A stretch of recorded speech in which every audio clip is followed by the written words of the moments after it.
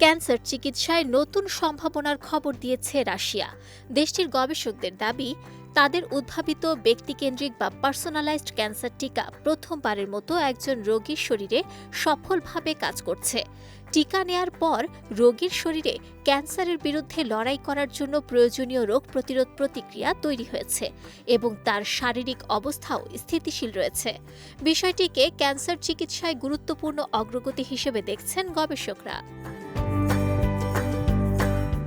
রুশ সংবাদ মাধ্যম আরটির তথ্য অনুযায়ী ইতিবাচক ফলের বিষয়টি জানিয়েছেন গামালেয়া রিসার্চ ইনস্টিটিউটের বৈজ্ঞানিক পরিচালক আলেকজান্ডার গিঞ্জবার্গ। তার ভাষ্য, পরীক্ষায় দেখা গেছে রোগীর শরীরে এমন রোগ প্রতিরোধ প্রতিক্রিয়া তৈরি হয়েছে যা টিউমার এবং শরীরের অন্যান্য স্থানে ছড়িয়ে পড়া ক্যান্সার কোষের বিরুদ্ধে লড়াই করতে সক্ষম। গত বছর রাশিয়ার স্বাস্থ্য মন্ত্রণালয় দুটি পার্সোনালাইজড ক্যান্সার চিকিৎসার অনুমোদন দেয়। এর একটি mRNA ভিত্তিক নিউ অনকোভেক, যা উন্নত পর্যায়ের মেলানোমা ক্যান্সারের জন্য তৈরি, অন্যটি অনকোপেপ্ট, যা কোলোরেক্টাল ক্যান্সারের চিকিৎসায় ব্যবহারের জন্য তৈরি একটি পেপটাইড ভিত্তিক ওষুধ। চলতি বছরের এপ্রিলে তৃতীয় ধাপের মেলানোমা ও মেটাস্টেটিক ক্যান্সারে আক্রান্ত ৬০ বছর বয়সী এক রোগীকে প্রথমবার নিউ অনকোভেক প্রয়োগ করা হয়।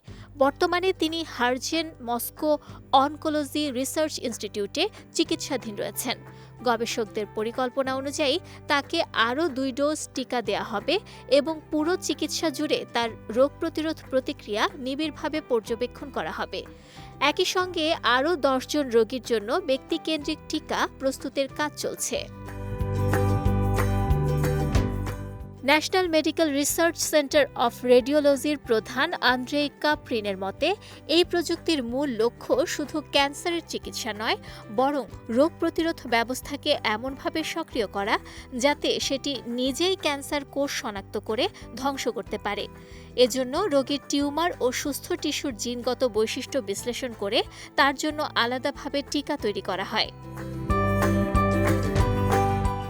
গবেষকদের আশা, চলমান ক্লিনিক্যাল মূল্যায়নে ইতিবাচক ফল অব্যাহত থাকলে ভবিষ্যতে ক্যান্সার চিকিৎসায় এই প্রযুক্তি নতুন দিগন্ত উন্মোচন করতে পারে। একই সঙ্গে গামালেয়া রিসার্চ ইনস্টিটিউট অগ্নাশয়, কিডনি এবং নন স্মল সেল ফুসফুসের ক্যান্সারের জন্য একই ধরনের ব্যক্তিকেন্দ্রিক চিকিৎসা উদ্ভাবনে গবেষণা চালিয়ে যাচ্ছে।